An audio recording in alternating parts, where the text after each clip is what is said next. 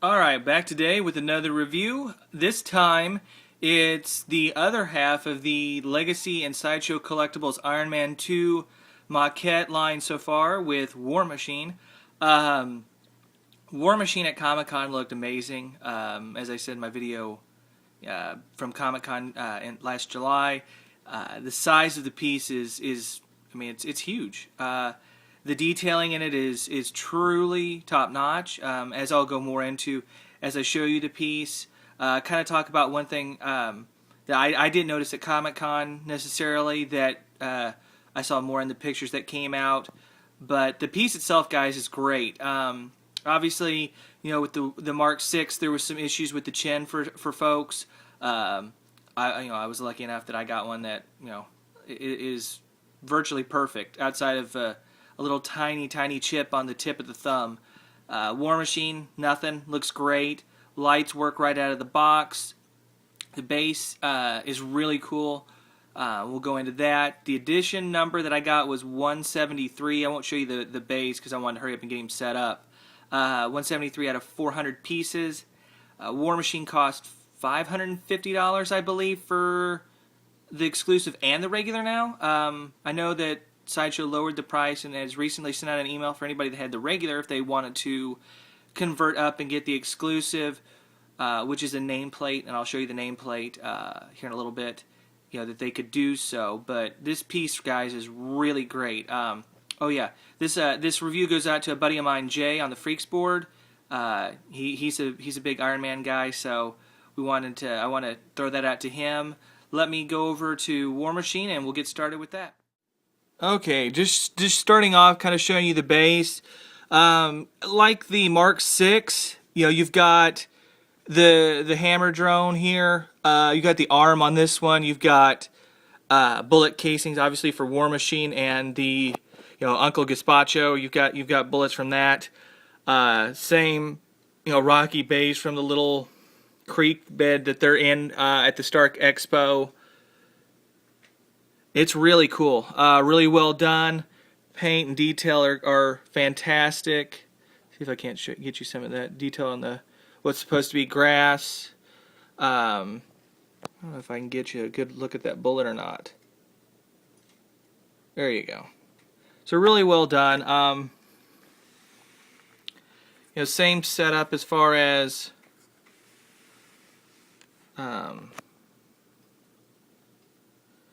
you've got the battery outlet and plug in here in the back. I'm going with the batteries, and there's the switch.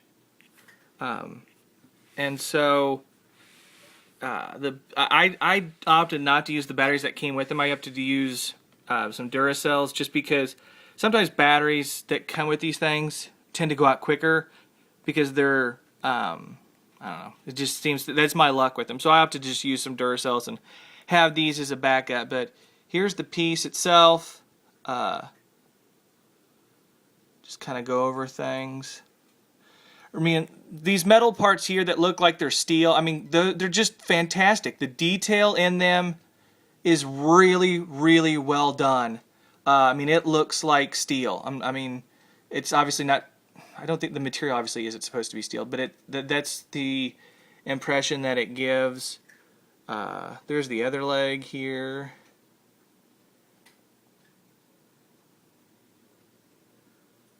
And as you can see, and I'll back away so you can see kind of the pose a little bit. You can see that he's stepping over the arms. That's the reason that the pose looks a little bit different. I wish the arms had a little different look to them. One of them maybe was sticking out a little bit more, but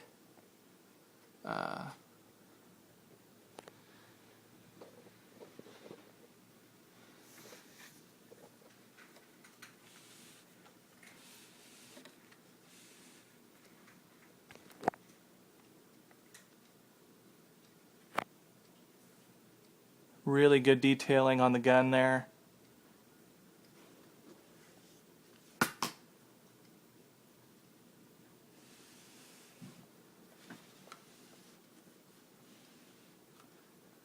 Metal scuffing on the chest, just exceptional. You've got the rib area over here, and this is one area where, and I don't know how well it will come through on the video. Hopefully, you'll be able to see it on the pictures that I post on my blog, but it has kind of a sort of greenish tint to it because I think what they were trying to do, and it was this way at Comic-Con, and that's why I was saying that I didn't notice that it's supposed to look like worn metal that's been beat up and kind of a steelish iron look to it. So it's really well done. It doesn't detract at all. And obviously it's the same over here on this side. There's one of the decals. Now it does have the missing decals that were... Oh, and there's a little piece of styrofoam that's still stuck in War Machine. Oh, I guess I'll have to get that out in a second. That the Hot Toys figure was missing. Obviously there's a licensing issue with the U.S. Air Force. It does have some, but we're missing one that's there and one that's on the rib cage, and I believe there's one on the shoulder if I remember right from... I'd have to rewatch my own War Machine review to remember all of them. But yeah, I mean, it's great. The light there on the power source for the War Machine suit. Obviously, it's not an arc reactor because, it's obviously not, powered like Tony Stark's Mark suits are.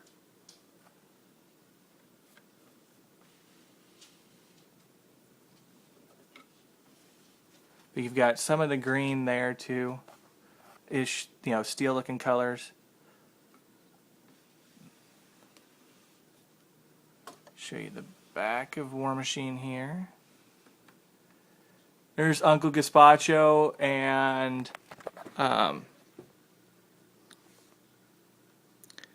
you've got the belt for the bullets that go all the way around, and then they plug in here to the back, much in the same way that the Hot Toys figures did. And one cool thing about the gun, and I'll show you some details on here in a second, is the gun actually has some movement, so you can angle it and change the angle of the gun if you want. Again, great weathering and markings on the body of War Machine.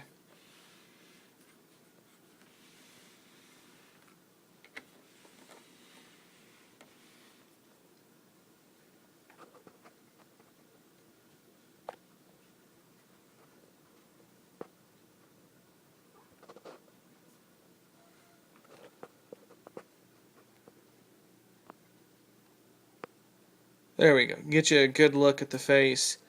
I will apologize if the lighting is not as good on this one. It's a weird light. It's nice. It's kind of sunny outside, but it's not really giving good light to have the curtains open as much as normal. So I'm trying to do this without the curtains being open, and probably a little darker than what it should be. But there's the gun. Really good detail. Like I said, it does move. If I can...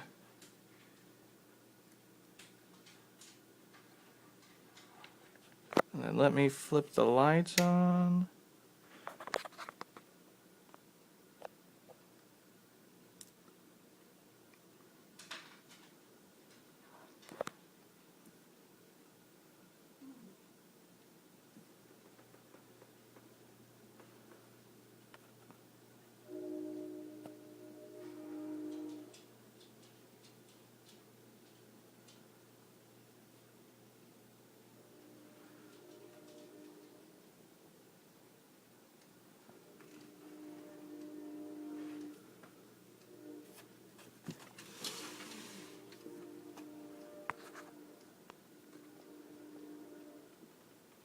Open the curtain, see if that doesn't help a little bit here.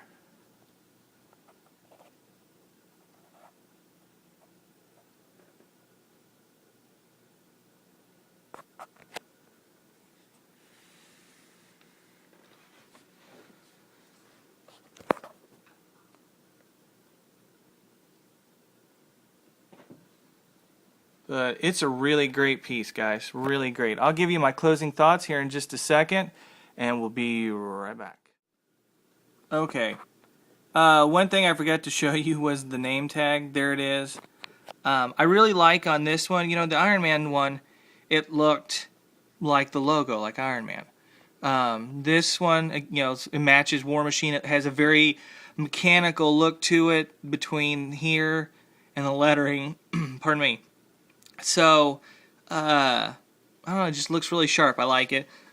And it's set up the same with the little ridge in the back, but it looks sharp. It doesn't, I don't know, doesn't make anything more, better or worse if you have it or don't have it. You're going after War Machine, and, that's the main thing. I mean, if you can get, if you can get that guy and how awesome he looks, I mean, that's what you're going for, is a, totally kick-ass piece like this. So, wanted to show you that before I gave you my final thoughts. Be right back. Final thoughts on War Machine. It's amazing. It's a great piece. Especially if you're a fan of Iron Man, the series, the movies. If you're a fan of War Machine and the character itself, which, Rhodey's an interesting character, and his dynamic with Tony. And I think that's the thing I've liked so far, is how the dynamic between the two.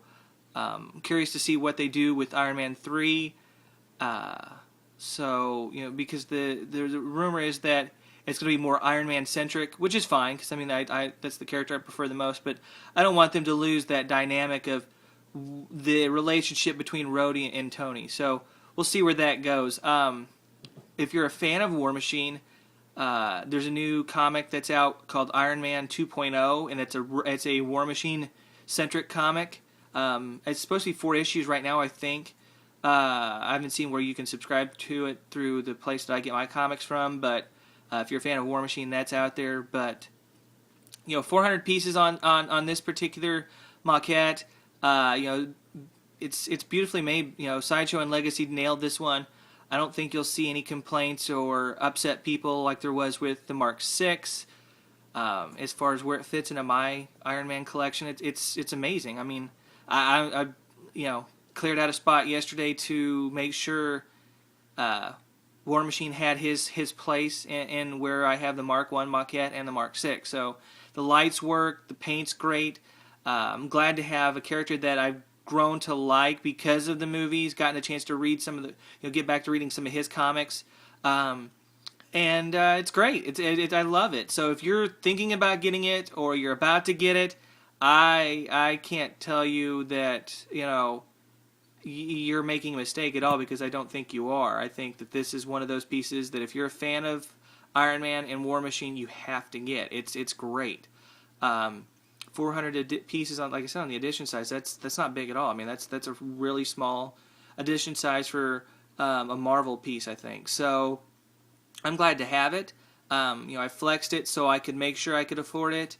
I did up the last payment early so I could get it a few days before when my flex payment should have had it shipped out, because, well, I'm not very patient. But the piece itself is great. They'll have the video up on the blog and on my YouTube channel shortly, so make sure you check out both the YouTube page and my blog, crazycollecting.wordpress.com. I thank everybody. Later.